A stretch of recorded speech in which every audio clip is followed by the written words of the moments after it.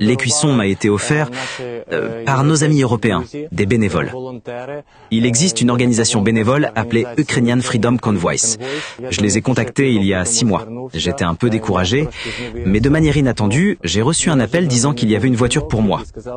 Et j'ai récupéré cette voiture à Kiev en septembre.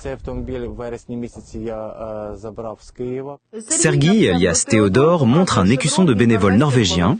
La voiture qu'ils ont donnée en septembre, dit-il, a été touchée par des tirs ennemis, bombes guidées. Ils collectent actuellement des fonds pour les réparations. Ils disent qu'ils font connaître leur unité spécifiquement pour attirer l'aide des bénévoles. L'essentiel est que les gens voient qu'il y a ceux qui nous soutiennent, les soldats des forces armées ukrainiennes. Parce que je sais que le mouvement bénévole en Ukraine est actuellement en déclin. Et par là, je montre que le développement du mouvement bénévole en Ukraine progresse. Sergueï est né à Lviv et a vécu à Odessa. Pendant 20 ans, dit-il, il a travaillé dans un domaine axé sur la recherche et la fidélisation des clients. Maintenant, dit-il, il applique ses compétences en communication dans l'armée.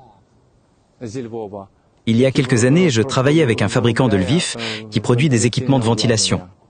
Et je vendais ces équipements pour l'exportation. J'ai créé un compte TikTok, une chaîne YouTube, et j'ai commencé à gérer Facebook moi-même. Et puis, quand j'ai été mobilisé, j'ai progressivement transféré tout cela vers le mouvement bénévole. Pour mon unité. Pendant la guerre, Sergueï a servi dans le renseignement. Maintenant, il sert au quartier général. Il filme également des vidéos sur les collectes de fonds pour l'unité et fait rapport à ceux qui fournissent de l'aide.